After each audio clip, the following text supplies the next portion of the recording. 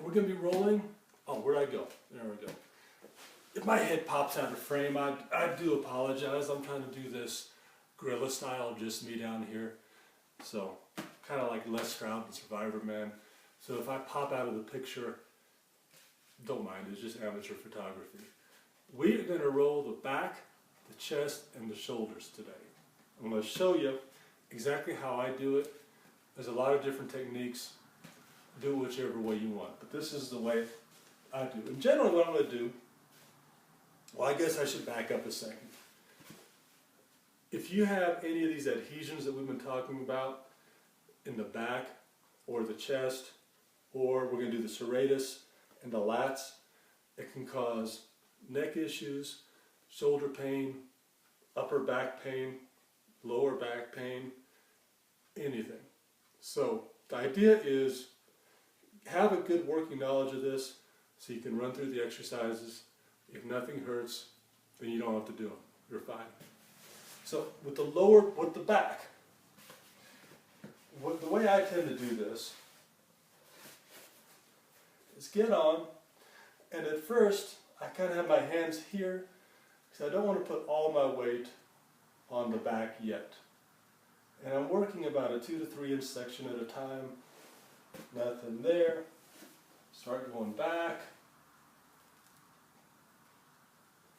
And then eventually what you're going to do is have the arms up here to expose the vertebrae.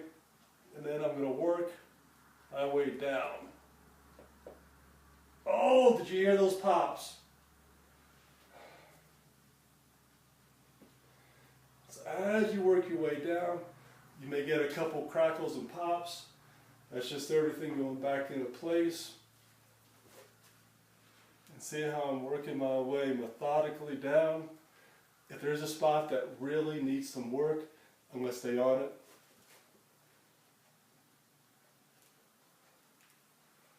So that's the spine. Now, this one really hurts.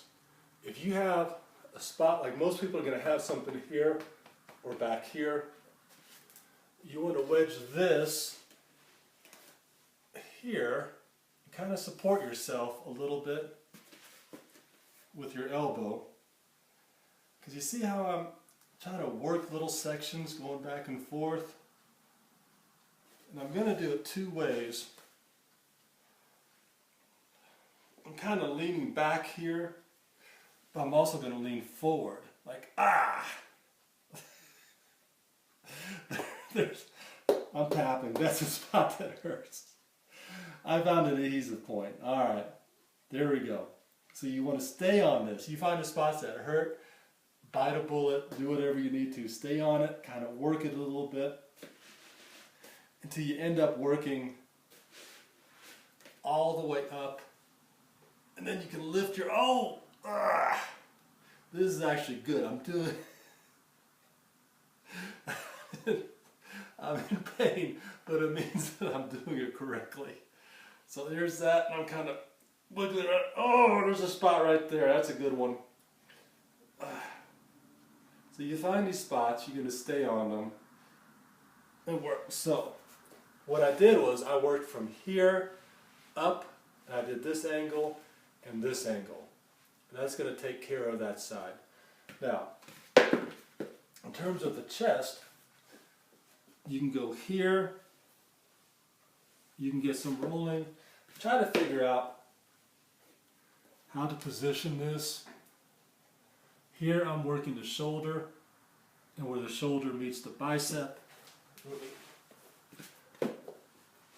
Turn this around so you can see this a little bit better. This hand is out. I'm on here. A lot of times where that shoulder and bicep meet, you can have some issues. You can get down here. Let me get this a little different. For the pec right here,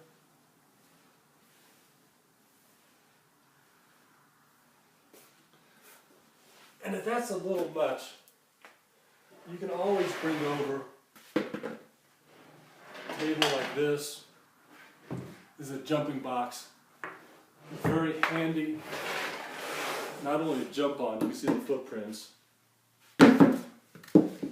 but you can work on yourself here with a little less pressure on any sensitive points. So you have that. So what I'm doing is working this area, working here, working here. So one thing you can do is measure your flexibility beforehand and measure it after. One of the greatest things to do is to do this. You roll, you end up with a lot more flexibility. So that is chest, back, and shoulder rolling.